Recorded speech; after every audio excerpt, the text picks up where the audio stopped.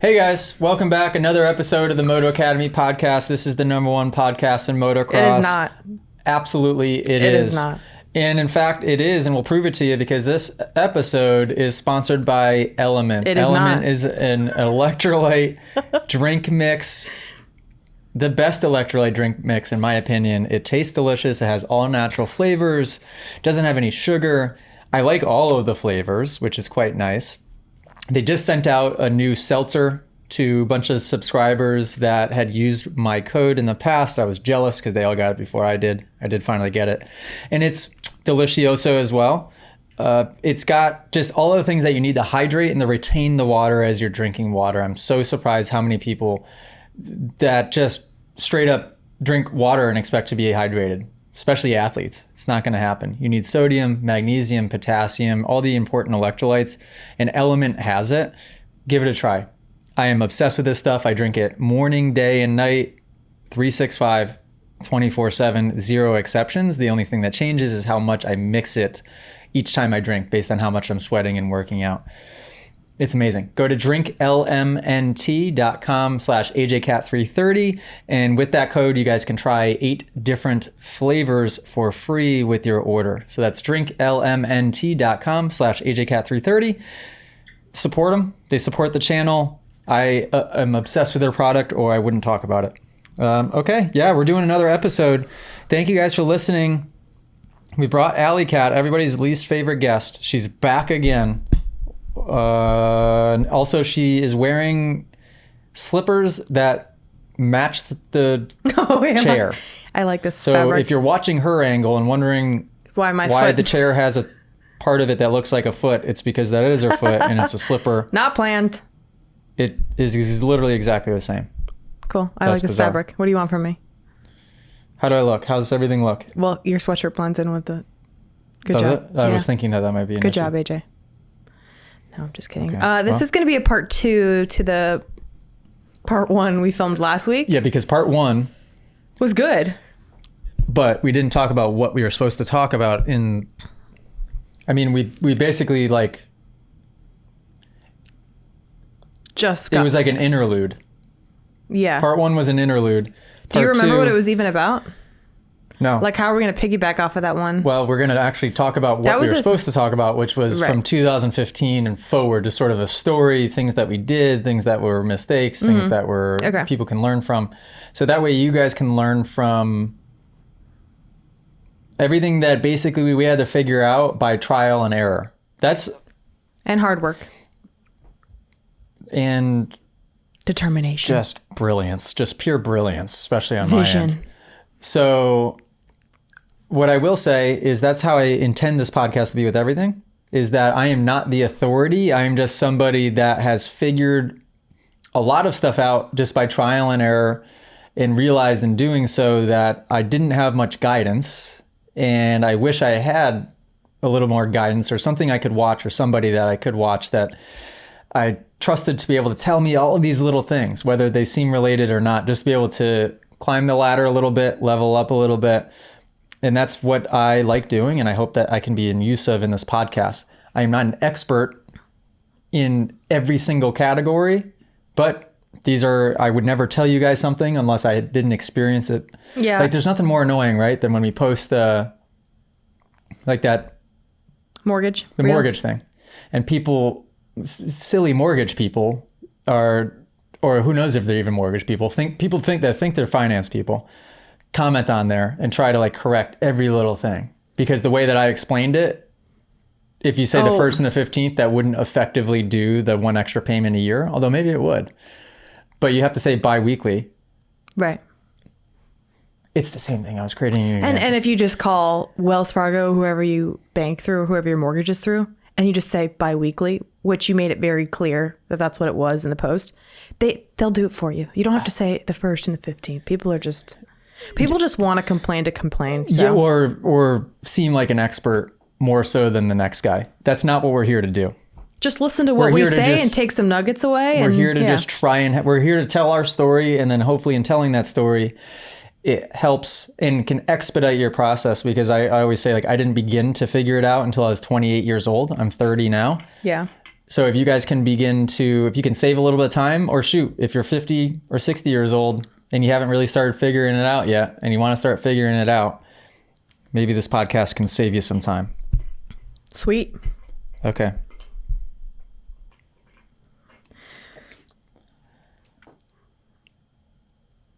Two can play that game. You want to have a stare off? Don't blink. You blink more than anybody I've ever met. I don't know what you're talking about. I looked over at AJ in bed last night. You were watching Joe Dispenza, whatever that Gaia app is that you subscribe to. This was you. I was like, holy guacamole. I think that's a sign of a high level person. No, that's a sign of a psychopath. You know who blinks a lot? Who? Eckhart Tolle. Blinks so much, it's unbelievable. Well, I think it's a sign of a malfunction in the brain.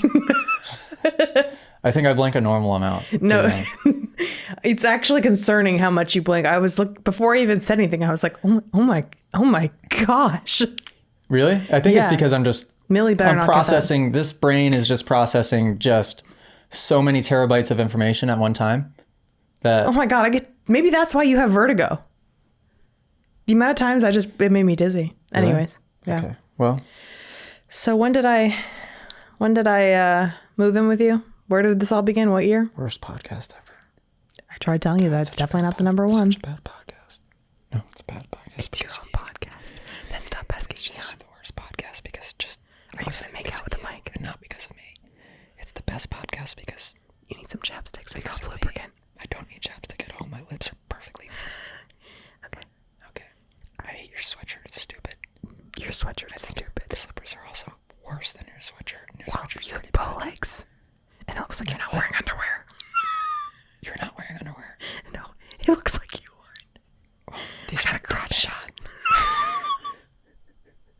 I am wearing underwear. Grant, edit that out. He's not allowed to swear on the podcast. Grant, don't edit that out.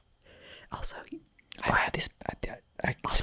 Speaking of the story, I got these. These were my first pair of Lululemon pants. I got these in 2015. Were you 8 years old? Because they're very tight on you now. It's because I have a dad bod. I'm uncomfortably looking at your package. So, anyways, Allie and I moved. Once upon a time, we moved to Savannah, Georgia. Oh, worst decision ever. No disrespect if you live in Savannah, Georgia, but it ain't for us, folks. No, it was just it was a difficult time overall. Probably. Well, we were both probably pretty. You were definitely low level. I was higher tier low level. You were also pretty low level. No, I wasn't. You were above me. Yeah, but that's all I was trying to get at. I just wanted to hear that. Sure. This was 2015. Yeah. Okay. The reason I remember that is because everything that I talk about in regards to years, I think about what year I raced Supercross with. What brand bike? 2015. Kawasaki? Suzuki. Oh, I always get it wrong. So it was just after Suzuki. No, wait. So I raced Suzuki season. I trained that year at Club MX. Then it was winter going into 2016. So we must have moved down probably late summer or like going into winter. Okay. Right? Must have been. We moved right after Christmas. You came and we packed up and drove there. So, and that was my 2016 Supercross season. So 2015 turning 2016, I was on a Kawasaki 450 that year. Allie and I pack up and move to Savannah, Georgia because somebody had approached me with an opportunity to manage manage a training facility, which at that time I wasn't doing group classes yet. I had only had experience teaching one-on-one setting at Rocky Hill in Connecticut. Shout out Tony LaRusso. And that track was just where I learned to teach people that in Moto Town. I would go to those two tracks, just teach one-on-one. Moto Town was the indoor place? Yeah. And so I got approached with an opportunity to start a facility. And so we up and moved. It was your first time moving out of the house. I moved out of my mom's house. Yeah. I just turned 18. Wait. No, that can't be right. Yeah, that was probably right. No, because 19? Or 20, something like that. Yeah. And So very young. it was less of a big deal to me because I just had spent my whole life living like a nomad anyway. So it didn't really matter to me. Didn't really think about the fact that that was your first time moving out because I didn't think about anything then. Yeah, only yourself. And we moved into, do you remember how this all worked? Yeah. Because I don't. So your mom got an apartment there first. Shout out Mama Cat, because she does everything for her 2 sons. She up and moved. Your brother was he was going to Hart School of Music, and she moved and got an apartment there. So that's where you and I landed for like the first 2 weeks while we searched for our own apartment. I remember that. We ended up getting an apartment it was like 5 minutes down the road from where she got one in Pooler, Georgia. And it was all like chain restaurants there and like new build apartments and then like outlets. I feel like that paints a pretty good picture. Yep. Yeah. Tanger outlets. Tanger outlets. And our first apartment, I remember signing the lease and being so scared because when I moved out of the house, I had $15,000 saved. That's and a lot. I feel like just to paint a picture. So I lived at home. I went to community college just because I didn't want to have any debt from getting a bachelor's degree because I just didn't really know exactly what it was that I wanted to do. So I got my associate's degree. And while I was going to school at a community college, I was simultaneously working at Dunkin' Donuts as a manager, at a pet grooming salon, which I loved because dogs are like my favorite thing, and also as a waitress at night. So I had 3 jobs and I was going to school full time, which is pretty crazy. So between all those jobs, I had like $15,000 saved. And I was paying for my car and everything at that point, or else I would have had a lot more money saved. So moved out, and the apartment that we rented, I don't remember the exact rent. It was either $800 or $900 a month. And I remember signing that lease. And I think it was less than 800. No, it wasn't. Oh, it was in the 8s then, because I remember it being 7 something. But your memory serves you incorrectly. Not that it matters, but I remember thinking that was a lot of money. And so we moved into there, and I immediately got a job at Anthropology downtown as a manager. And you were driving to the track. Do you remember the town that track was in? It was a far drive, wasn't it? Wicked far. It was like 2 an hour hours. and a half. 2 hours each way? Yeah. That was dumb. I was doing it every day. Yeah. In that stupid lifted truck until I finally sold it. Oh my gosh. I had a big lifted F-150 on 40-inch tires. We should find the picture of me. Remember me kneeling by it? Talk about a dum-dum. The things that I would like prioritize and spend my money on. Idiotic. Absolutely idiotic. It was a lot of car purchases back then for Yeah, you. by the way, it's not cool to have a nice vehicle. It's cool to have if you can't afford it. It's fine to have a nice vehicle if it's like... But even then, it's just they're all the even same. then, it's like, Who first of all, cares? nobody cares. Yeah. It's nice to be able to drive a nice vehicle for yourself. Yeah. If it's like the payment for it doesn't affect you in the slightest. It's not cool when you think it's cool to get a cool vehicle for like thinking you're turning people's heads. Especially if it's loud and obnoxious. And also causing financial strain on you. Yeah. So I bought this truck, probably was all the money I had at the time. Probably more than all the money I had at the time. And it probably got 10 miles to the gallon, and I'm driving 2 hours to the track, 2 hours back every single day. What a dum-dum. Yeah, we were both in a phase then of kind of like schlepping away. You were driving there. Were you actually training people, or were you getting the track prepared? Both. So the problem, what ended up happening is I get there, and This is why we're not ever going to do anything in Georgia again. yeah, this the was in whole Georgia. state of This was in Georgia. Georgia also, so it's cursed, clearly. Yeah. Just kidding. But so we get there, and I think quickly realize, oh, this isn't what I thought it was going to be. The person that was starting the facility spoke to me as if it was like this big grand idea, not nearly the concept that we have now, but For the time, it was... for the time it was like, yeah. And I had some good ideas to add even at the time. It was like a Club MX, basically, Concept. right? Yeah. Yeah. And great piece of property, really, for what it was. Minus the gnats. Yeah, but it's anywhere in Georgia. Oh. And just didn't have money to be able to do it. So the track got roughed in, not professionally built, and not only not professionally built, but like barely built. And so what ended up happening is I would get on the equipment to try to like make obstacles that were fun or cut in sections that made sense and made it fun for everybody to train on.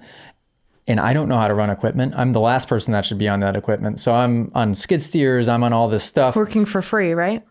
Yeah. Well, I was getting paid to train each week based on the students that were there, but there weren't that many people there. So I think at the peak of it, I was making 200 or $400 a week. No, maybe $200 a week. Yeah, I was maybe making $200 a week. And how much do you think your truck payment was? Truck payment? $500 a month, probably. That's it? I guess that was probably a lot for back then, actually. For somebody that's making $200 a week, I'd say so. Yeah.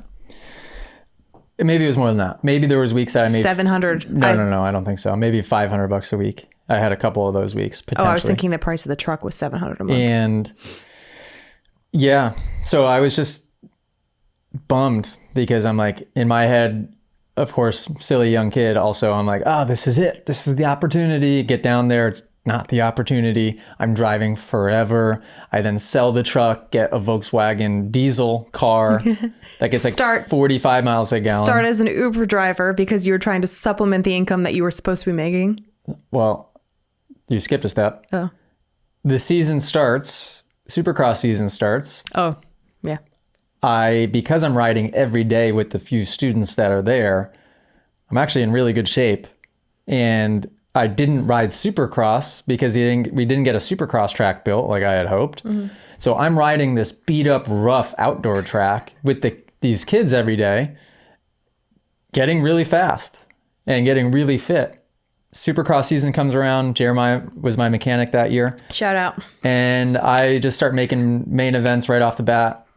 Easily, actually. And top 15, 450, like it was my best year. Winning LCQs and stuff too, It was right? my best year at 450 Supercross and a pretty stacked year of 450s. And then tear my ACL. Get to Detroit, qualifying super well. I remember I was jumping a quad that I think like one other person with Tomac was doing at that point. Maybe more jumped it further into the night show. But like at that point, it was only one guy that did it. I was so confident I was jumping it. Ended up getting kicked sideways in the whoops, stabbed my foot, hear the pop over the bike and everything. And at that point, I'd never done it, but I knew right away. I'm like, yep, I know what that is. So torn ACL. Now I'm really slumming it. So I imagine I had to take some time off of going to the track. Right? You didn't. I didn't? I think at that point, the track had dissipated. So the track was no longer even a thing? There was something that had some sort of, you had spoken your mind and we realized that they were closing shop and heading back up north. Remember that whole thing? No, I don't. All around the same time. Oh. And you were like, well, tore my ACL. And at that point you relied on Supercross. Yep. You had sponsorships that paid your way to Supercross. Mm-hmm.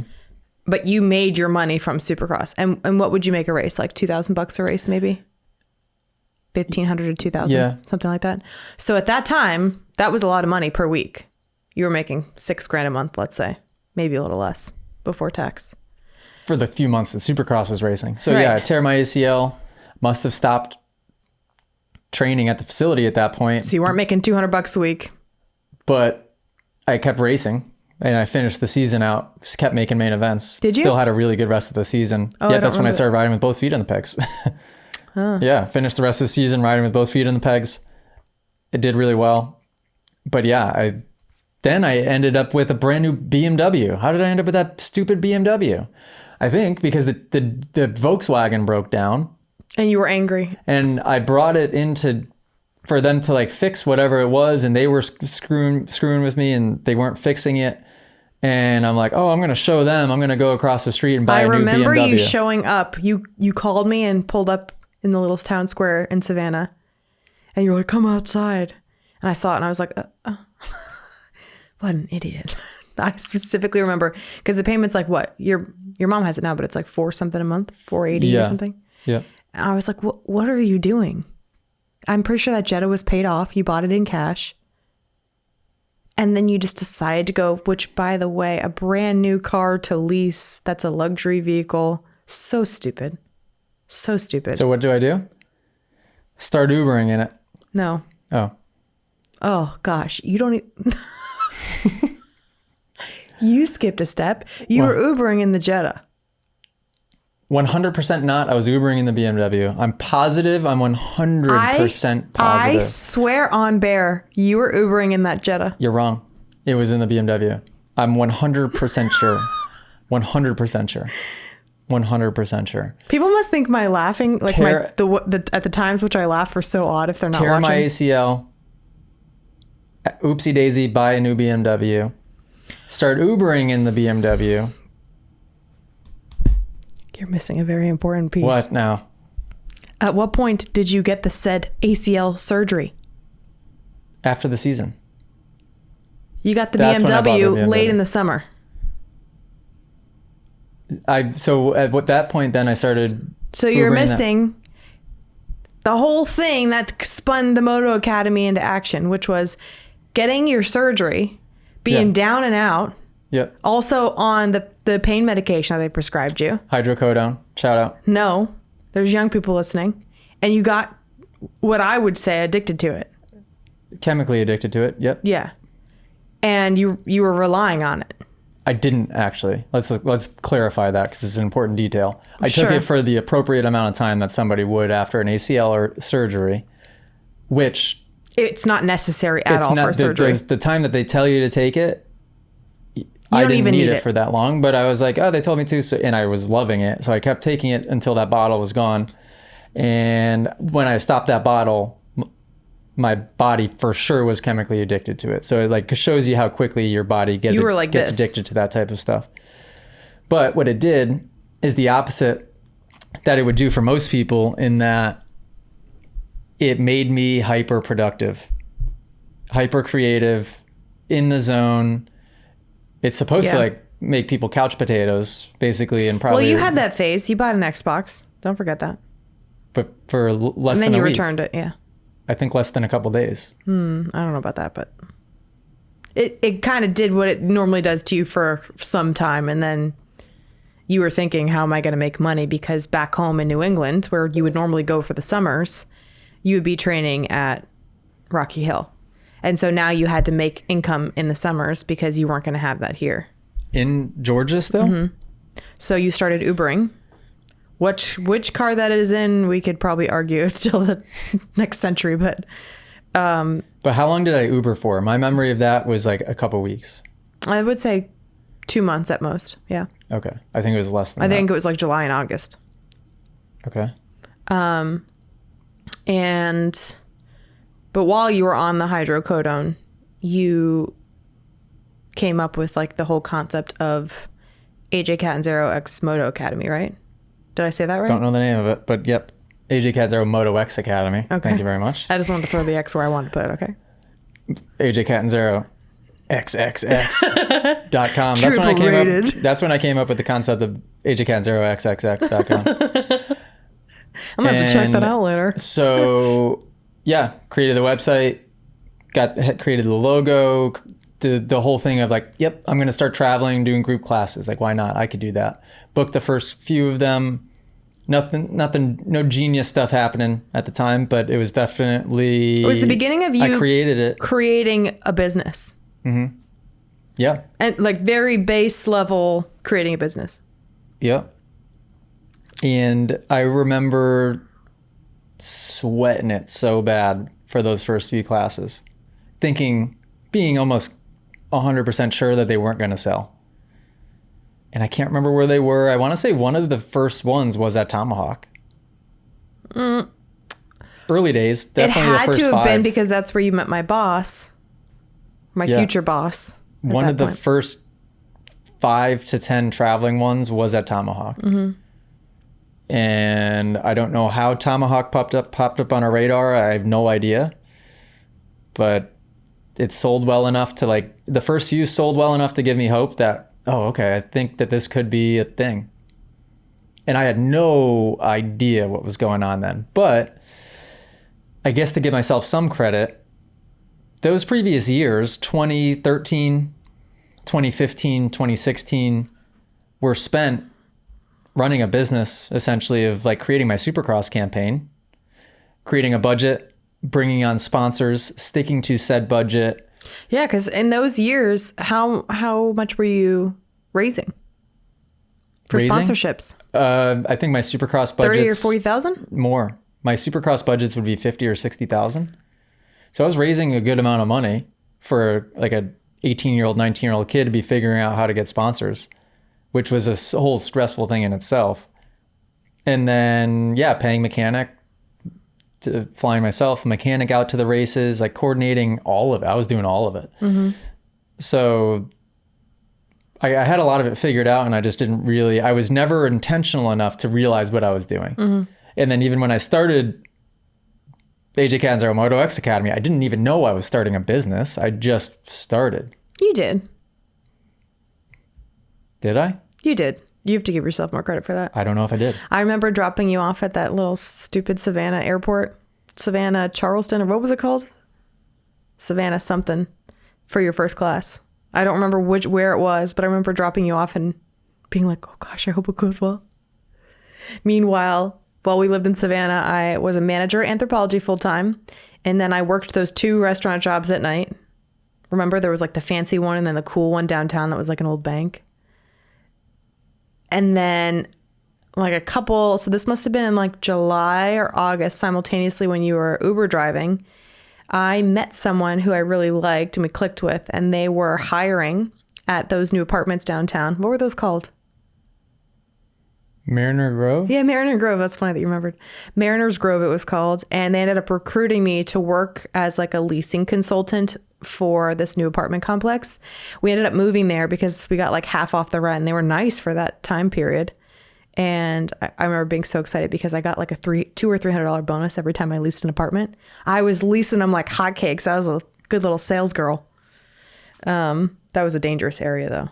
Do you remember? I remember calling you one night being like, I hear gunshots. Yeah, Savannah wasn't safe, actually. I don't know if you guys People that go love it. What? People that go there, and some of the people that lived there when we lived there loved it. And I was like, Yeah, I don't see it. I guess to each their own. Totally. If you guys like it, you like it. We didn't like it. It definitely didn't seem safe either. It just seemed like every week we were I had a hearing lot of close different calls as a story waitress. of somebody getting shot or stabbed. yeah, or, it was just dangerous. Maybe it's changed, hopefully, but maybe not. Yeah. So yeah, we Uber driving. We moved from Pooler. Just killing the game. From Pooler, and then went to downtown. Yep. Which it was cool. We had there was like cool restaurants. You loved that hot yoga studio, and that's what you were kind of doing to help with your ACL. I did like that. Yeah, it's funny because you could have said that our relationship back then was pretty bad, unhealthy, right? We were both so young. You were a punk. You just made bad decisions, and I was a sensitive girl that was emotionally unstable, maybe. And it's amazing that we found our way the way that we have. I honestly look back at that time, and it's like something I don't want. Now I don't care, but like I didn't want to think about it. I've always been a positive person. I just did not like that year at all. I moved away from my family. You were traveling a ton. You were kind of a jerk. We got through it. We saw the other side. So one of the classes that you taught at was Tomahawk, like we mentioned. And you met a guy and his son there that was taking your class, and they had a house, a really nice mountain house up at the top of the hill on the track at Tomahawk. And he ended up somehow talking you into moving there. My mom... No idea how that happened. Well, he's just a social butterfly. But... yeah, I guess we just, after that, and I met Tyler Stepik at that class also. And I think Tyler was friendly with him because Dylan and Tyler were friends, and you stayed at their house. He offered you to stay there. So that's kind of, I think, so then you had another class at Tomahawk, and then we started to put the pieces together because my mom and Kevin lived in Washington, D.C. So I was like, cool, we could move back and be kind of close to my mom. So I have family around because you travel so much, and just kind of try a new area. And so we ended up moving to Reston, Virginia. And the whole kind of idea was that you would teach regular classes at Tomahawk, or what was... I don't know what the idea was still. I think I was just building out more traveling classes and still trying to race. There wasn't much figured out. We were near a good airport. Yeah. So my mom ended up showing us this town called Reston. It's where my old boss actually lived as well. And it was 2 hours from Tomahawk. but it was like this cool little town center. We moved into this awesome high-rise apartment. It was a studio apartment. We drove all the way to Savannah, or all the way from Savannah to Reston with Doug. We got Doug in Savannah, by the way. And the apartment was $1,200 or $1,300 a month for a studio. It was like a shoebox. And I remember sweating it. I got a job as a manager at Vineyard Vines. Oh gosh. Ew. And I had a good income for that time. Which pretty much kept us like afloat stably. And then you were started to make more income from the classes. And we just split everything, I would guess? Well, I was a split type of girl anyways. I was like, oh, I don't want anyone paying for me because then I owe them something. I got to split it. Pulled out my card. Remember your mom made fun of me all the time? I pulled it out before anybody else. Would we split dinners too? You want to know money? Here you go. Yeah. We split everything down the middle. Really? Everything. Up until like a year or two ago. Yeah, right. Come on. Okay. Leesburg is when you started to pick up more. That was 21, 22, 21 into 22. So Reston, awesome place. Yeah. We started in the studio. I still have zero game plan. Although I think I invested a bunch of money to build the Supercross track at Tomahawk that year, 2017. Yep. Didn't I? Yep. Shout out Chad. Yep. Chad, owner him. of Tomahawk, is awesome. Let me use a piece of that property to build the Supercross track. I remember panicking because wasn't it like 20 grand to build? I mean, it cost me all the money I had. Yeah. So I paid 402 Tracks and Trails, the best track builder in the world. Brad came and built it. That was 15 grand, I think, at the time. Who knows how much that is now. I remember throwing up. Not actually. Paid for the fence. The fence was like 8 grand. Paid for the irrigation. So I got these big water cannons. That was like another 7 grand. And then I'm like, oh crap, I got to maintain this. So then now I'm stuck leasing a skid steer every month, which was a couple $1,000 a month or something. Did you? And I don't know how I afforded that at the time, because I think what must have happened is I started doing more regular classes at Tomahawk. Yes. And then started building out a little bit more traveling classes at that point. Tomahawk is really where everything happened for you, because it was all a slow build until we moved into the first house we ever purchased was in Reston. It was a little townhouse. I called it a crap box, but I used the swear word instead. And it was in my name because you didn't have any income to prove. And I had the job for the last 2 years. So we got it in my name. But back up. We went from studio apartment at the Boulevard, which was kind of not in the town center. It was at the Metro stop in Reston. It was so cool. Which Reston is a really cool area.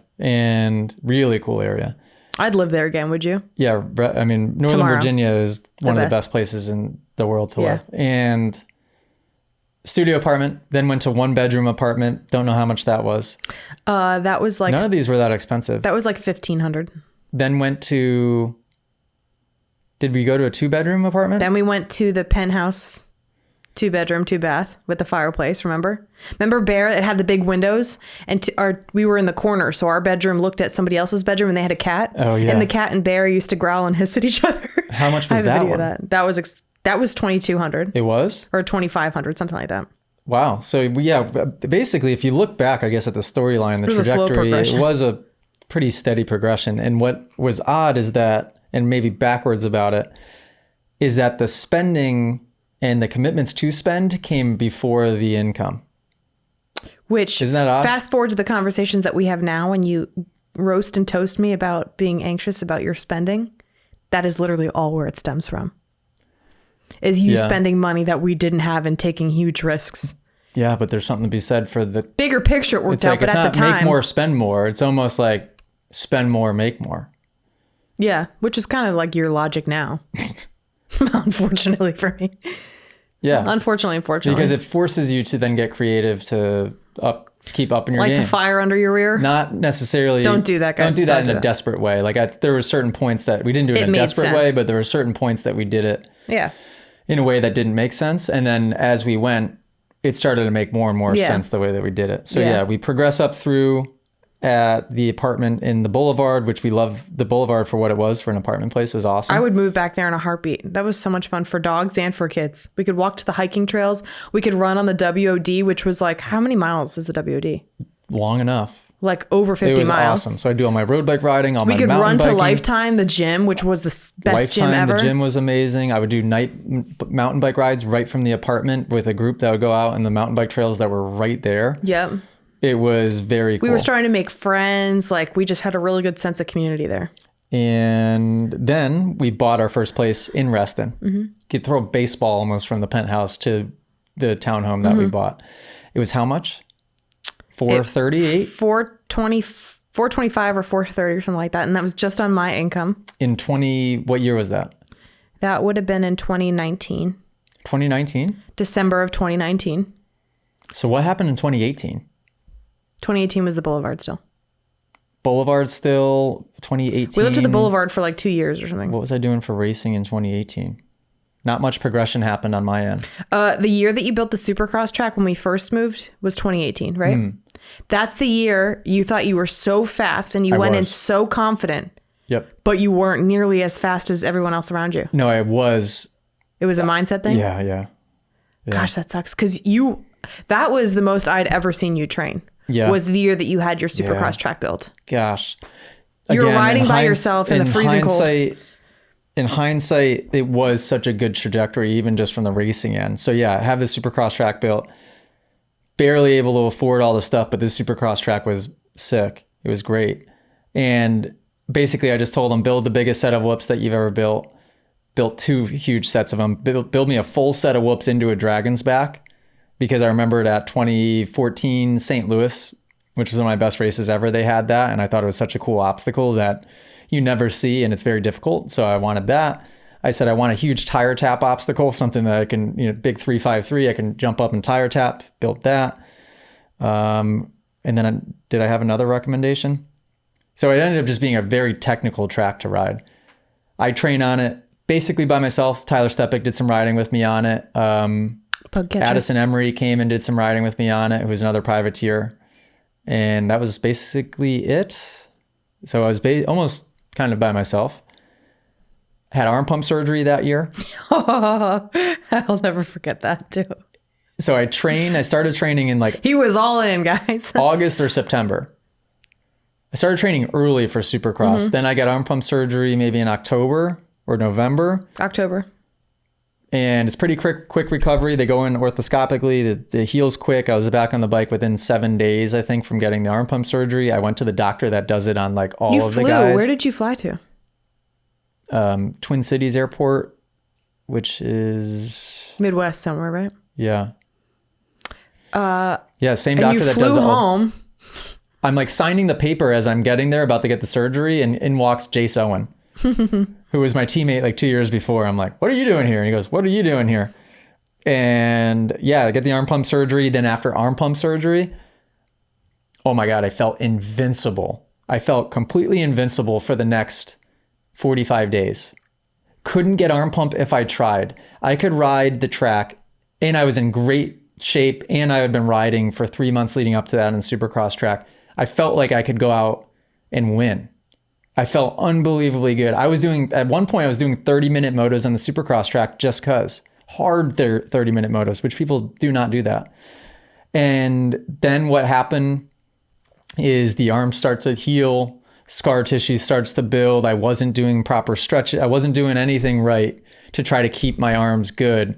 And they just got worse and worse and worse. Well, and not to interrupt, but I thought that you got them too far out from racing, right? Wasn't that something? Yeah, but it didn't matter. You should have gotten them in December versus I should have October. waited a little closer to the season technically to do it, but it was a temporary fix. At least the way that I recovered from it, it was How a much was temporary that? fix. I have no idea. Wasn't that much, I don't think. And so by the time Anaheim 1 hits that year, I'm thinking I'm going to go in and absolutely kill it. Expectations were super high. I had zero understanding of the mental game. Zero. Didn't understand any of it. And I had started to go see Ramsey also. So I was seeing a hypnotist and a mental coach. but it was in one year out the other. But that's probably what started you. Seeing Ramsey is probably what kind of started you to see a different perspective on things, right? Maybe. I mean, he was hypnotizing me. Do you actually believe in that? Yeah. Being hypnotized? Yeah. Really? Yeah. At the time, I didn't. I want someone But to try and now I hypnotize understand me. what it is. Hypnotizing is as simple as just bringing you down into a certain brain state. So you're dropping you from beta to alpha to theta, probably, like right in between sleeping, but you're not quite sleeping. And then giving you a bunch of information while you're suggestible to information. That's what hypnotizing technically is. So maybe it seeded something in there that wasn't in there before and I didn't realize. But at the time, it didn't work right away. Yeah. Definitely not. Yeah. It only just made me overthink things worse. And I got to the first race and I didn't sleep the night before. Like I was a freaking absolute wreck. And I remember getting 10th, I think, in the heat race. So I missed it by one spot and being like, how is this even possible? And then in the LCQ, missed it by one spot. I think Brock Tickle got the spot in front of me or something. And I was 5th. Haven't heard that name in a long time. And so at Anaheim 1, everybody's there, everybody's healthy. I should have looked at it as like, oh, you know what? That wasn't a bad first round. But to me, it was like the end of the world because I just didn't understand. Second round to make the main. And then it was kind of an up and down season from there. I made a bunch of mains, but I couldn't get my head out of my butt. It's so funny because I remember. And my arm pump is horrible. I remember all you would do is blame everything else around you. The bike setup. Like it was always something else. It was never anything to do with you. Yeah, that's what a low-level person would do. But also I was Here it comes. on a bike that wasn't working. Definitely. But yeah, even if the bike was the best bike in the world, it wouldn't have mattered.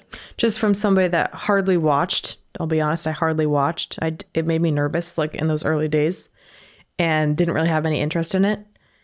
I just would watch you there. Well, I think that's a big part of the reason why I didn't even have any interest is just because you were so negative about racing. Like my experience of racing with you was it was like a blame game with you. Like you never took accountability. You were always angry at something. Like it just wasn't an enjoyable experience for me to go be with you. At a race or at a practice? At a race. Oh. Yeah. So, yeah, because the races at that stage weren't enjoyable for me. Well, they weren't enjoyable because no kidding. you felt I didn't finish. You needed them at that point. That was your income.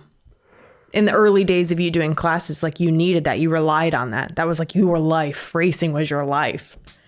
It's funny, fast forward to today when you're like, man, I don't really have interest in watching races anymore. And yet I could prepare so much better.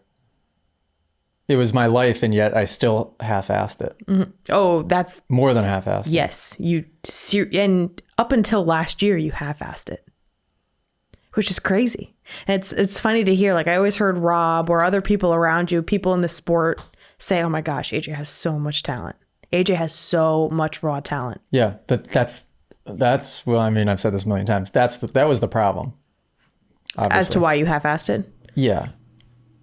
But it's also the truth. The talent conversation is what led me down the fixed mindset rabbit hole of trying to defend that talent my entire career, which is what was ultimately the issue. Yeah. So that's 2018. 2019. Then 2019, which, by the way, middle of 2018, I ended up switching jobs to UBS, which is Bank of Switzerland. And I worked for my boss, I won't say his name, but my boss, who AJ met at Tomahawk.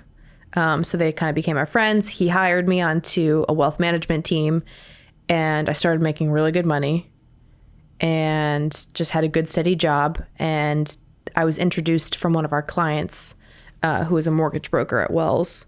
And that's how I got our first mortgage. So I think I was making like $65,000 at that time. And I got approved for the Reston townhouse, which was like $430,000, let's say. I think our interest rate was like 3.5% maybe. Our mortgage was like $2,200, $2,300, something like that. In a cool area too. It was kind of sketchy. Remember that crazy kid that chased me with a stick when I was walking bare at night and I had to, did I call the cops? Can't remember. Definitely should have. Yeah, he definitely wanted to eat my flesh. But so that was in December of 2019 we bought that. Then 2020 hits. COVID, we ended up going to work fully remote, and I was so excited because Supercross also stopped, right? That year Supercross didn't happen. Or it started and then they stopped the season short Started in and March. stopped. Yeah. So you were home, and you and I had never spent Because then it went. hardly any time together like this, like a normal regular couple. Yeah, then it went to Salt Lake City where like everyone stayed in the bubble and I didn't go. You just didn't race the rest of that season. Right. Yeah. And instead went to Tomahawk every day, all day, every day. And that's when I started making pretty good money each of those days. And you started your YouTube Although channel? I must have been saving money prior to that, because when we moved into Reston Townhome, We had it renovated? we renovated the entire thing top to bottom instantly. Do you remember how much that was? Was it like 20 or 30,000? 30? 20 or 30,000, yeah. That's It was to renovate the whole thing? It was a 2-bedroom, 1.5 bath. And we made it into a 2-bedroom, 2.5 bath. We renovated it top to bottom. So we put in an extra bathroom that wasn't there before. We put in all new floors. Remember, I painted the kitchen cabinets. Oh, that was the worst thing I've ever done. We renovated that thing top to bottom. It was so cute. Yeah. That it was came such out a cute good. little first And place. pretty much right away we did that. So, and I remember I paid for it with money out of my safe. Yeah. Stupid guy in his safes. Right. You love having a safe.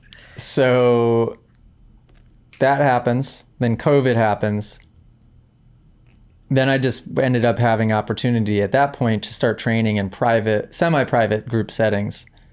2 riders, 3 riders, 4 riders, 5 riders. So in between 2 to 5 guys all day long at Tomahawk. I was doing 8-hour windows and making, it would have been, it was like $100 an hour per rider, $80 an hour per rider. But I was doing, say, 4 riders at a time. So that's $320 an hour. And I was doing 8 hours, 6 to 8 hours a day. So You started to make money pretty quickly. over, $2,000 days plus over and over and over and over again. Mm-hmm. And I just was just absolutely grinding myself into the ground, but getting a lot of money into that safe. Also, that's when you started your YouTube channel and started doing private lessons. Yep. So that's when, what year was this now? This was 2020. Okay. So another kind of important piece to add in is I think 2019 is when I did, I'm sorry, guys. This is really painful. 2019 is when I did the Red Bull Straight Rhythm on the James Stewart bike. Then when the heck was the Pastrana one? Pastrana was 2020? No, 2018 must have been Stewart. 2019 must have been Pastrana. Ooh, I don't know. That's going to start blending together. Anyways, I did a Red Bull Straight Rhythm.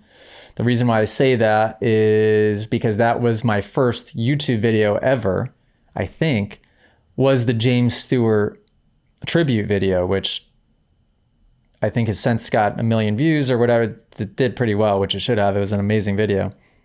And when I created that, I was like, and I saw it started to get a lot of views. That's what made me be like, okay, I got to commit to this YouTube thing. Yeah. I think at that point, I was so low level that in my head, I just kept thinking that it was too late, that I had missed the boat to start the YouTube thing. And and no one was doing it yet. And I still have, no one in motocross was doing it yet. And I still had that thought of like, I'm too late. I'm too late. And like, there was probably only 3 guys in motocross period doing it. Then I finally started doing it. Started with the private lesson series, which was me with a GoPro, training riders one-on-one. I feel like people would still eat that stuff Yeah, up. at Tomahawk. Me editing it myself. So I bought a laptop and was figuring out how to edit these, doing it all myself. So not only was I spending that long at the track, I would come home, dump the card, try to figure out how to edit them at night, super late at night, go to the track the next day, get more footage, edit it again. Yeah, and that was... I remember, just as your significant other, we weren't engaged at that time, right? What year did we get engaged? We got married no idea. in 2020. We got engaged in 2018, I think, or something like that. But as your fiance or soon to be wife, I remember watching that and just being like very proud, because you took like what could have been a very scary time. We had a mortgage and all the things that people argue are important, stability, all those things. And it kind of like got wiped out because 2020, you were still getting sponsors and having racing income and all that stuff. You ended up making way more than you would have racing.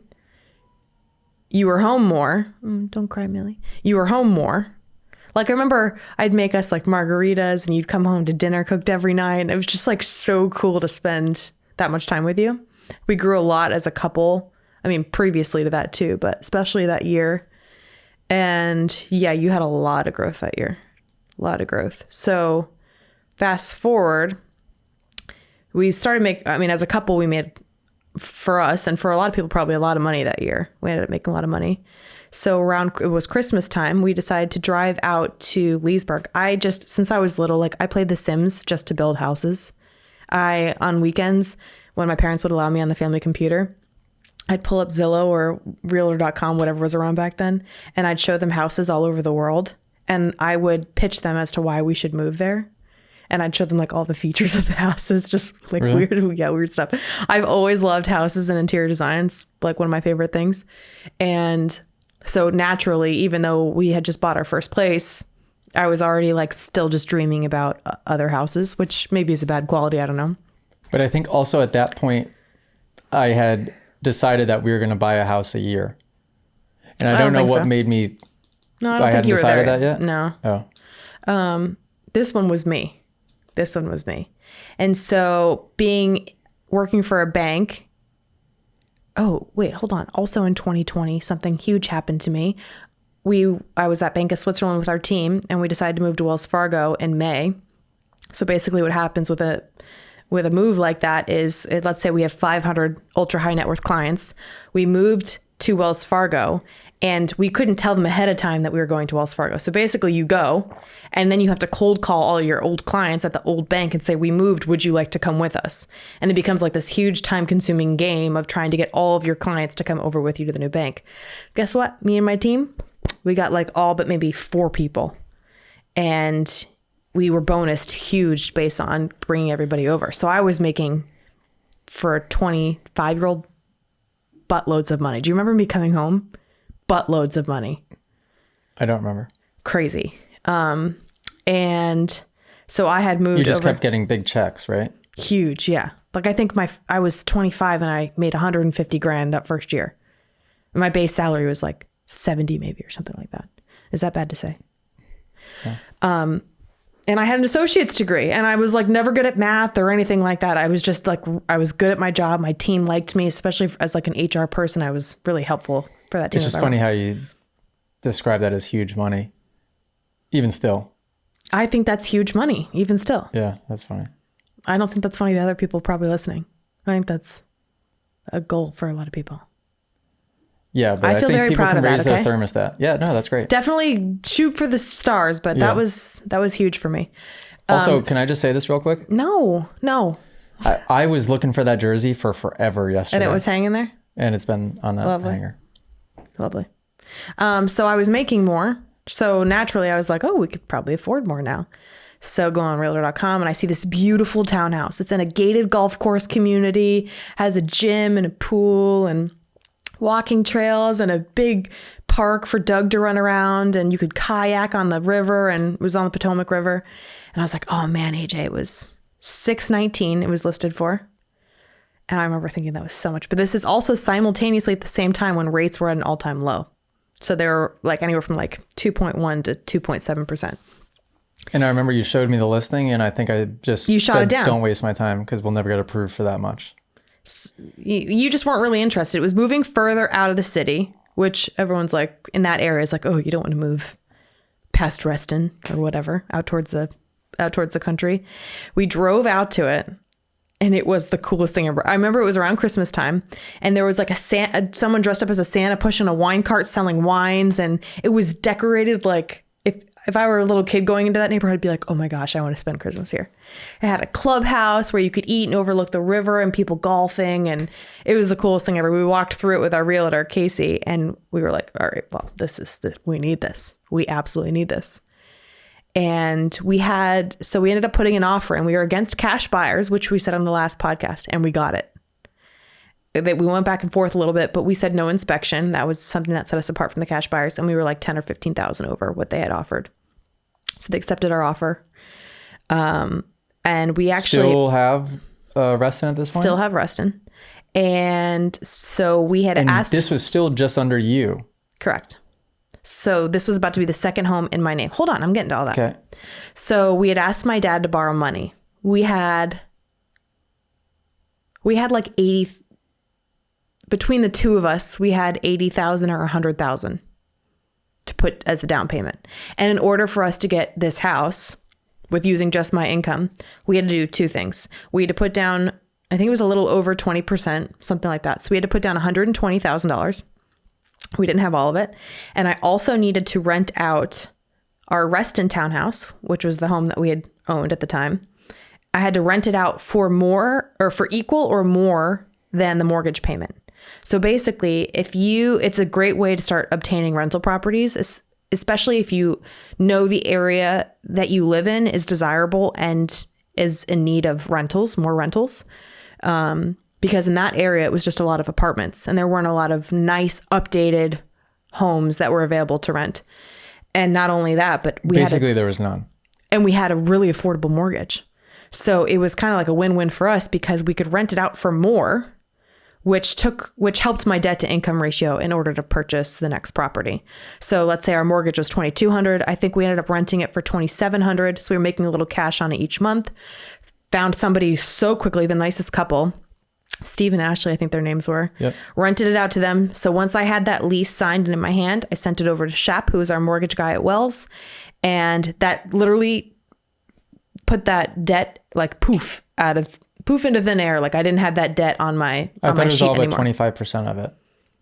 Say that again? I thought it was all but 20. I don't remember what the exact percentages were. But basically, if you have a renter in there and they can pay your mortgage and then some is a plus, then it helps your debt to income. So then you can go ahead and buy another property without that holding you back. While still owning. Right. Still owning it, which is amazing. So this is like a lot of really wealthy real estate investors, especially ones that we had as clients. They started by doing this exact model. You buy it, you live in it for a year. You have to live in it for a calendar year. To not pay capital gains. And to just legally do it because you're buying it as a primary residence. You're not buying it as a rental property. So you have to live in it for a year. And then once you own it for a year, you can rent it out equal to or more than your mortgage. And it frees up your debt to be able to go and then purchase a second home. So that's exactly what we did. So we were able to buy Leesburg. I remember we almost lost it like twice. They were like, man, mortgage people do not mess around with your statements, with your income. Like you cannot lie. There's no getting around buying a house. They look at everything. And we ended up getting it. And we moved in. We renovated the whole thing top to bottom again. We must have been raking the money in because I don't remember You were raking in a lot of cash. I don't remember how we would have saved that much money for a down payment again right after. How long after buying the Reston? It was exactly a year. So a year after buying the Reston townhome, how did we save up that much cash? That would be my question. You were hauling it on classes and apparel. It must have been. And I was getting $20,000 checks. And then how much did we borrow from your dad? I think we borrowed like 20 or 30,000. Oh, that's it? Yeah, and I had a deal with my dad because my parents which was awesome, but how quickly we paid him back? My parents loved me a lot, but my parents are also very they're not like your mom. Figure it out on your own. Yeah. Like when I was living at home, my mom was charging me to live at home, but then let me take it to when I moved out of the house. But I always paid my own phone when I was living in the house. I always paid my own car payment. I got a job as soon as I turned the age where I could get a job. And by the way, you weren't even 18 yet doing all that. Right.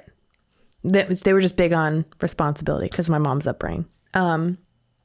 So me calling, I called my mom and I asked my mom, and she said, well, she was in a relationship at the time. She said, you know, I'll have to talk to my significant other, blah, blah, blah. I knew it wasn't going to happen. Called my dad and I said, Dad, you know, I would never ask you for money. I've never asked my parents for money ever in my life.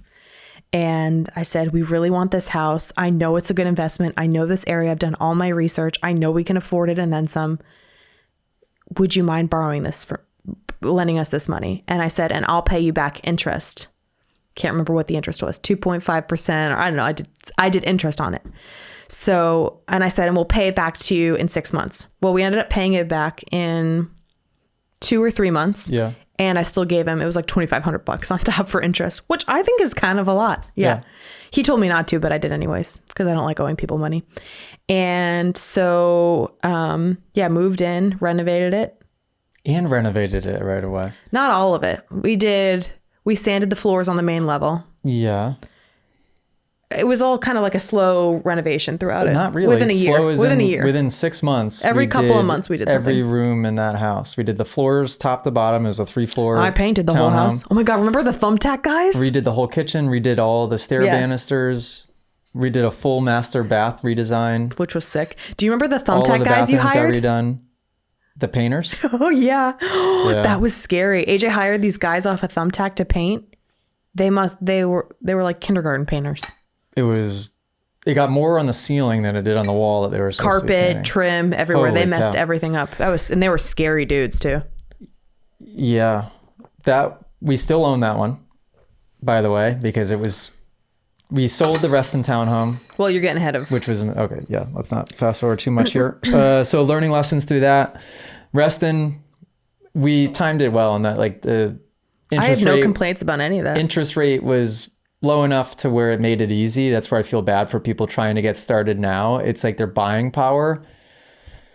People, like, it's like, what are you going to buy? $100,000 house? Like, where do those exist? It's pretty difficult to get started now compared to then. But not impossible. Not impossible. The interest rate on our Leesburg place is 2.2%. So our house, we bought it for $619,000. We put 120 down. So we were in it for 500 or 1,000 with a 2.2% interest rate. Our mortgage was like 23 or 2,400. I thought it was 22. So cheap, whatever it is. Yeah. So cheap for the house that it is in the area that it is, because now they're selling for like 300,000 or 400,000 more than what we bought them for. And by the way, we rent it now, and we rent it for double what the mortgage is. Yeah. Best investment And ever. it's the best neighborhood ever. We'll never sell that place. Yeah. Yeah, that was a great investment. I'm Thank glad you your very much. Dad let us borrow Very that money. grateful to him for that. Because that was a good one. That was a good one. Yeah. Okay, so that was 20, what? That was 20? That was 2021. We moved into it January of 2021. Okay. Late January. And then that's kind of when everything started to pick up for Everything you. started to happen. I think that's when So I think we've told the this Jet we've told this story before. partnership happened. This happened before Jet, but we've told this story, I think, right? I don't know. AJ was like in denial. He never wanted to know how much money he made or how well he was doing. Definitely told that story. Well, let's That just do it conversation quickly here, happened high there. level. I would keep bugging AJ. Listen, we're married now. Like, we have 2 homes together. I need to know how much you're making. Like, this makes me uncomfortable because you spend a lot of money. Like, Yeah, so I just need to know for imagine stability. buying 2 homes now at this point, renovating 2 homes. This is why I don't trust you with And- money. Still not knowing how much that Yeah. I made. So give me some Whoops. credit there because, Whoops. yeah. And basically, long story short of that, because we have told the story maybe twice now, is that she asked me how much money did I make. I said, I don't know. She did the math because she was able to just go back and look through the classes and see for the however many months, and said, how much money would you want to make per month? And I was like, well, it'd be cool to be able to make $20,000 a month. Like, that would be pretty awesome.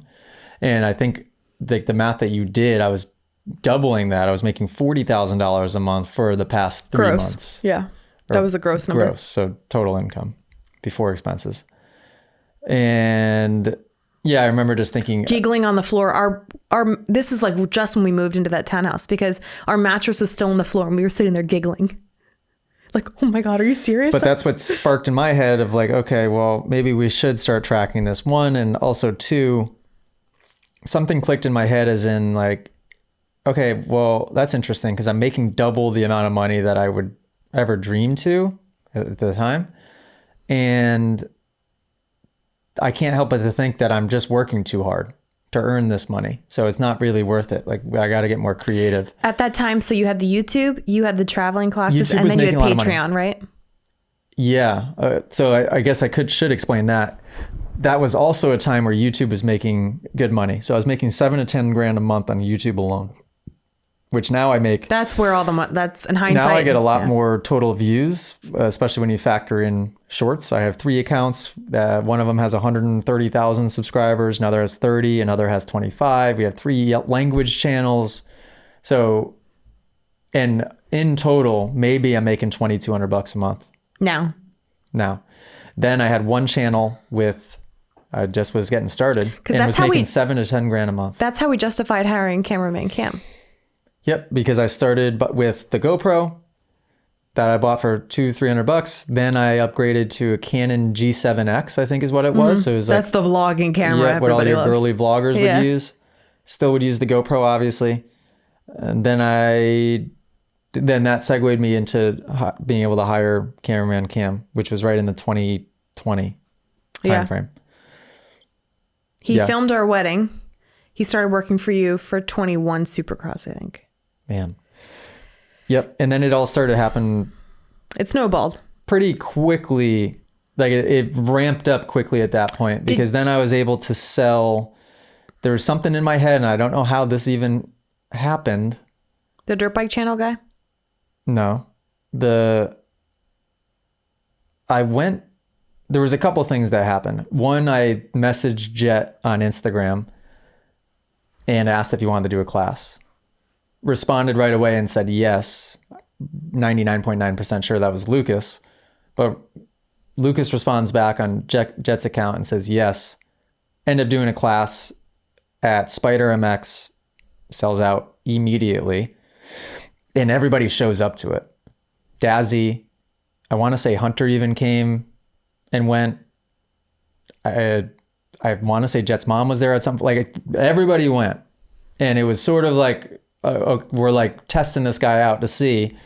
And I'm sure I was good enough at that point. I had enough practice where I was probably firing on all syllables pretty well.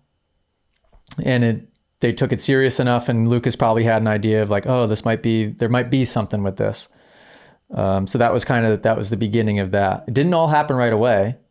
I hadn't had a conversation with Lucas yet, but I had met him at least. I remember that happened kind of like in the fall of 21. And then I went to the Honda release video in Oregon. Mm-hmm. Jet and Hunter were there.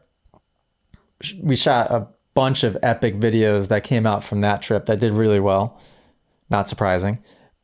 And that was another thing that I think it put it on Lucas's radar enough. And then I got Lucas's number to where I called him. I'm like, listen. No, he approached you. Yeah, but I think I finally ended up pitching him on the fact that we need to be with Jet. I think he wanted to do something, but he couldn't figure out how to make sense of it. And I was just like, I need Moto Academy and Jet need to collaborate. Well, or the Lawrences. You had the idea of an app. We said the Lawrences. I said the Lawrences. He said Jet. Which that's so odd to me. Well, I love Hunter. It would have made more sense probably to do the Lawrences. But for whatever reason, he was focused on Jet. Jet. It worked out. He was a little more focused on Jet. He said just Jet. Let's just do Jet. So, yeah. We ended up doing classes with Hunter, and I was better friends with Hunter because Hunter was more my age. But yeah, obviously that helped. And that was right around rebrand time. Mm-hmm. 2021 is when I rebranded from AJ Catanzaro Moto X Academy to... I think I did that switch though right before. It was like the perfect timing. It was like I rebranded to the Moto Academy. Because you're getting ready to launch the app. Like you had been working on the app with the Subify people. That's when you were bringing Jet on. It was like a whole announcement. So I did the Moto Academy. So the rebrand. The reason I kind of was really needed a rebrand is because the app was coming out. So I get the developers working on the app. The app is ready to release, and I'm like, AJ Catanzaro Moto X Academy doesn't really make sense. Like, how can that grow? I was like trying to think forward in my head, like 5 years down the road. I'm like, Age of Catanzaro, is that really a good idea? Could I collaborate with people? Feels weird. I should probably change it. So rebrand to the Moto Academy, app drops, and then it wasn't, but it was less than 6 months after the app came out, and then we partnered with Jet. I thought the Jet thing came with the app. No. Yeah, because Jet was in the app answering messages. Yeah, but it didn't come right at the beginning of the app. Oh, okay. The app came first, then... So you built the relationship with the Lawrences, you did the Tomahawk classes, and then we decided once they got the dog pound, which I thought you were going to be involved in the dog pound somehow, and then you weren't last minute. Yeah, there's so many interesting things probably that the public doesn't know. Which let's maybe not go too in depth. So Leesburg, Jet partnership. And then we moved. Where? To Tampa. We were in the townhouse for all of 2021. Okay. Half into 2022, and then in August of 2022, we moved to Tampa. From the Leesburg? Yes. Townhome. You don't remember driver Jamie and your mom? Oh my gosh, that feels like an eternity ago. Yeah, it does. Wow, that's crazy. So, okay, yeah. So now the partnership happens, and now it's coming back into preseason before Supercross. So now that the partnership is a thing, now the conversation is starting to happen of training. Well, let's train together. Let's shoot all of the training that's happening. We could be doing stuff with Jet, live streaming. I mean, I had a million ideas. All of these things that could happen with Jet while we're training with them, and because they were. And this was his first year doing 250. Wait, backing up a little bit before that. The conversation of, okay, they're training at a place called 83 Compound in Dade City, and they're trying to buy it. So that's where I'm talking with Dazzy. I'm trying to figure out, like... Because somebody had asked you, right? For a while, I had multiple phone calls with Dazzy. For a while there, for a little bit there, I thought it was going to be me buying it with them, is what it seemed. And then all of a sudden one day I just get a text from Dazzy or from somebody just saying, oh, we bought it. Like it was a weird situation. I think it was difficult to get it from whoever they were buying it from. Quickly. They had to kind of just move quick, and they just and also keep it in the family. Which in immediate hindsight, thank goodness. Yeah. Thank goodness. Because the ideas that I had for that property wouldn't have been possible on that property. And it certainly wouldn't have been possible with the way that they wanted to run things on that property. Immediately what I realized. And of course, obviously so, because they're high level athletes that want their privacy. So. Yeah. But this was still at the beginning of this partnership where all of that was still fuzzy. Well, because you had an agent who was making it seem like that was the direction that everybody wanted to go. So it was just the mediator wasn't. And they might have as well. And they sort of. They seemed like they did at first. Mm-hmm. So yeah, that it was just everything was really blurry at first, and it was getting me excited because I'm like, oh, we could do so much with this. This is exactly. So they end up buying it, and even then, I'm like, well, I spoke with them, and I was able to go train, be in the main shop down there with them. So it was me, Jet, Hunter, and Chance Hymas. So me and Factory Honda down in the main shop. And hired a full-time film guy. We rent the apartment in Tampa, which was way too expensive. And unbelievably expensive. Yeah, and then really quickly we realized we can't be filming. But from my perspective anyways, I remember the conversations that you had with Lucas where that was clearly what you were doing. No kidding. Yeah, there was, and I think also probably Lucas, in his defense, like, I'm sure the Lawrences at some point were okay with that until they realized how quickly Jet started doing well, and then realizing that they needed their privacy and that maybe Moto Academy could be a liability in some way, and also seeing the fact that, oh shoot, this guy's got a videographer with him every day. I don't know if there was ever even communication about. I mean, we had the same manager, so in my mind, I'm getting told one thing. We're moving our lives down to Florida. I'm hiring a full-time video guy. We're moving ourselves into an apartment. All of this to be able to train with Jet and Hunter so that we could And the whole reason why you stuff were for wanting Moto to do Academy. this is to help people in the dirt bike community, show them how like a high level athlete lives his life, how you train. Like it was just to bring more awareness to what Supercross racers Really do. great concept. Yeah. I mean, obviously that's what Moto Academy is, but so real quickly, what ended up, like, we released I'm moving into the Lawrence's I'm moving to the vlog, dog pound, whatever. Moving in the dog pound video comes out. First couple training videos come out, and right away, within the first 3 videos, Lucas is calling me like, we can't have this. You can't take that out. And so what it is phone calls from either Emma Lawrence, the mom, or Dazzy, the dad, going to Lucas. Lucas calling me, relaying this information. Dazzy calls me a few times, say we can't have this. And within 2 or 3 videos, it's finally like, okay, no more filming. And each time you were doing what they were telling you to do. But it all happened really quick. It was Yeah. within the span of 2 or 3 videos. Yeah. And also at the time where I'm hiring staff to where now I'm having these videos are going out kind of automatically. The socials are going out automatically. And so stuff's getting posted. And then Lucas is calling me like, WTF is this? And I'm looking at it like, oh, well, I just told the team yesterday not to post that. And they still posted it. Yeah. And Yeah. this is all within the first week of being down there. And then all of a sudden it's like, okay, plug pulled, no more filming, which it does make sense. Totally. But in my head, It's annoying because well, it's more than annoying. It's basically, we just invested, I remember leaving the again, track. almost all the money we had to just be like, oh yeah, let's hire this full-time film guy. Let's go rent this apartment. I remember leaving the track and listening to the conversation of with you and the agent, and just being like, I saw you were going a little too crazy, probably because you're a visionary, whatever, and you were not getting. He had too much going on to be able to manage you effectively and your expectations and do all that stuff. Clearly, his focus was elsewhere.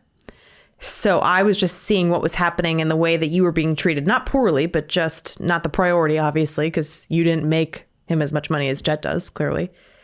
I was so annoyed. I'm like, AJ, this does not make sense. I love the Lawrences. I think that they're such good people, but this partnership does not make sense. You were paying thousands upon thousands based off of app subscribers, class sales. Like, you're paying Lucas, you're paying Jet. They were taking like over 30% of your income each month. Oh, like thousands upon thousands, like $25,000, $30,000 a month, just gone. And then you didn't have access to filming him anymore. So like all the reasons why that made sense at one point just weren't there anymore. I'm like, AJ, you cannot be partnered with him anymore. Train there. It's great for you. You're friends with them. We hang out with them outside of training. Like, it's great, but business wise, like, no more. And you called Lucas that night. And then Lucas was like, no. Tried to talk you out of it. That's a big mistake. No. Lucas thought I was crazy when I brought it up. I'm like, I don't think this partnership makes sense. And he goes, you're crazy. This will be the end of Moto Academy. And he's like, we'll have to announce something too. And I'm like, oh. Well, and then so we now were I'm scared, like, what happens if I'm like, I'm Jet stuck in this? What happens if Jet announces it saying that, he's not partnered with Moto Academy and it's mean or bad, or says something bad about the business, and then it ruins all of our income altogether? That was a weird, tricky time of, I don't know how long of a time period that was. It would have been through Supercross to August. So it was a long period of time. 6 months? Yeah, it was a long period of time. And then slowly things just started to drop off, and promises were being made, and then they weren't being followed through on. yeah, because big promises. Well, because what was happening is Jet was having a perfect season in his rookie 450 Totally year. makes sense. Totally makes sense. Yeah. So it was like everything was aligning to make it so all great people and great players, but just weren't fitting together for what was happening. Like, yeah. But what an interesting situation, right? Like a kind of a cool really story. Good. If you think about it. Last year, there was a lot of good learning lessons. So Jet's having a perfect 450 season in outdoors. 250. 450. Oh, he went 250 into 450, right? Yeah. So even worse for Moto Academy, right? Like we're already really kind of getting shoved to the side when it comes to this stuff because he's just making more money. He's getting more spotlight. Honda's want this, Red Bull. It's like Honda and Red Bull wants it all, right? Well, and that was part of the problem. That was actually part of the initial problem, was that Honda and Red Bull were wondering why you had so much access to Jet. Yeah, which makes sense. All of this makes sense. Because they were paying way more money than you. It makes total sense. Yep. Yeah. So then it just kind of got more and more and more watered down, the partnership did, so where then now I'm still paying the same amount For nothing. for name and likeness, and a controlled name and likeness, to where we would still get told, that's too many posts with Jet in a week. And it's like, well, you know, Racer X could go post about Jet every day if they wanted to, and I know nobody could tell them to not post about Jet, but because I'm paying Jet all this money, I can only post about him so much. And by the way, that's all I can do with him is just post about him. Old content. Yeah. So it was coming to a head all at that point. Yeah. Which in hindsight is very obvious as to why. Yeah. And I still haven't had that conversation with Lucas, but I will have that conversation. I don't think it's necessary. You had the conversation with Dazzy, and that's all that mattered. Yeah. I had a good conversation with Dazzy. Never had a closure conversation with Lucas because I couldn't get on the phone with him, which doesn't show good for his character. But he's focused never on congratulated money you on us and he's having a focused baby on either. Jet. So yeah, I mean, yeah, it's not surprising. People are in it for themselves. We're in it for ourselves. Yeah. No, that's not true. That's not true. There's levels to it. Yeah. That's not true though. It is true. No, because I'm still engaging and liking and Totally. wishing all of them. But when you boil it down, if it was us, I'm thinking of Moto Academy, Georgia. It's just not true. Like if there it's was just a not fire happening, and if there was a physical fire happening, and we had to start saving lives, and we could only save 3 lives, including our own. But that wouldn't happen, and you and I would team up to try and save other people's lives. Whose lives would we save? Me, you, and Millie. So, right? Yeah, but nothing's that deep. Correct. There's levels to it. Some people are selfish at a high level. I just think that there's ways in which to handle something. And even if you don't have time to make a call, you could send a really nice text or email. Totally. And just say, I'm deep in focusing on this person right now because this is where all my money, my livelihood's coming from. I've really enjoyed this with you. I'm sorry it's happened this way. Wish you nothing but the best. Totally. And hey, congrats on your baby or something, you know, totally. like, yeah. Yep. But yeah, no harm, no foul. A lot of people don't operate that way. Yeah, it's all good. A lot of people don't operate that way. I don't think we've spent much time thinking about that anyways. But when we talk about it now, it's like, really? So then we freed up all that money. Oh, freed up a lot of money. So then we're going to have to wrap it up soon, by the way. Then we got rich. The end. No. Just kidding. No. How long have we been doing this for? How long have we been on the mic? 28. Yeah, it's time to. So we freed up about $25,000 a month. And then you decided, instead of us keeping that money, because, you know, we work hard and make sacrifices, you decided to hire this is natural segue, I guess, into another part 3. Oh, we're going to do part 3? Because part 3 would consist of building the business, scaling. Yeah, because the scaling really began to happen rapidly when that money got freed up. Yeah. Because I already had a plan, because I was desperate for more employees. So I had a pretty good plan of what to do with all that money for a long time. I basically was... You just didn't have the resources. I just didn't have the money because I was paying it to Jet and Wasserman. Yeah. And then as soon as the money was freed up, I had a plan immediately. So immediately delegated that money to hiring and scaling employees. So we can dive into that. We bought a Florida condo in that time window. Sold the Reston townhouse. Sold Big the mistake. Reston townhouse, which was a mistake. Buying the condo was also a mistake. Buying Florida condo turned out to also be a mistake. Which we're selling now. Hold on. Can you tell me I'm right? Wants to buy it. Could you tell me I'm right? My stomach's going buck I nasty. wanted to keep the Reston townhouse, and I did not want to buy that Florida condo. Yeah, that would have been a good move. So from now on, you leave that to me. Yeah. So yeah, right now we've got the 2 rental properties. We've got the Leesburg townhouse, making double what we owe on it. So We're set there, low interest rate. We're We're also doing the biweekly mortgage payments on that, so we'll have that paid off very quickly. And it's worth an absolute fortune. I mean, Florida we bought condos- that one for 6 something, and it's worth 9 maybe. probably 9. And the Florida condo we bought for, what did we buy that for? $595. Yeah. And it is a good investment because it makes like $45,000 to $50,000 a year. The problem is when you have a high interest rate, like most of the people in there buy them in cash and they make bank on them. But when you What's have our interest rate in that one? 4.5, we have a 5 and 1 arm though. So after 5 years, the interest rate varies every year to whatever it is. Oh, So that would not be good. We bought that in, you know what I mean? got it. So we got to sell it before the 5 years is up. Got it. Okay. Didn't know that. Yeah, you wouldn't. Why did we do that? Because of the type of condo it is. It's technically considered a vacation rental, so you can't go and get a 30-year primary residence or So whatever did we buy mortgage that on it. as primary at the time? We did it under a 5 and 1 arm, under like a small local bank. Yeah. Yeah. So if And you have only under your name again? that was, my name, you're on the deed. And then we bought this house, the Connecticut house, jointly. Finally, you had the income for 2 years too. Yeah, because 2020, 2021, AJ was showing he made like $30,000 or $40,000 a year. In 2020 and 2021? And then the last 2 years, 22 and 23, you showed enough more.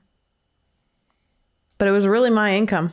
You say that 100 and whatever to 150 isn't worth it, but that's literally how we got all of our houses. So change your perspective on that.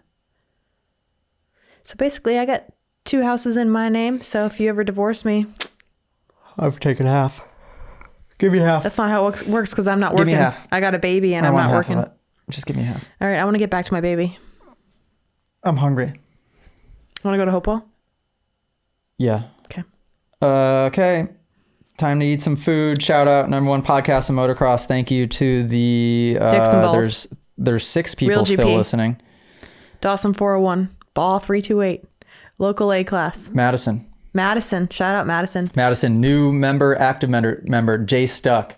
Shout out Jay Stuck. Yep, Max. Was he new? Max is new. Shout out Max. Jay Stuck was Lori. the first. Lori, shout out Lori. She's got an awesome Honda.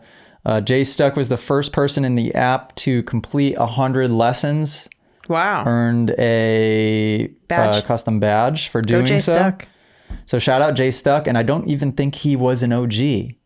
So he just got in, dove in, and now he's in the mastermind Ripping. as well. Cool. So shout out Jay Stuck. Hopefully he was in the live stream today. We did a was a mastermind good live episode stream. with Joseph Allen. It was our first one with having a guest on, which Mm-hmm. we're going to do moving forward and have really cool conversations with special guests and have our community join the conversations. Yeah, that And was a really so good we had one. Joseph Allen on, talked about defining success and talking, yeah, we got spiritual with it. He's high level, Super high high level. level, especially for 26. He's just got a presence that he was a Supercross live announcer last year or when? Don't remember. 2 years ago, maybe. Last year? Don't know. All right. Okay. Toodaloo. Toodaloo.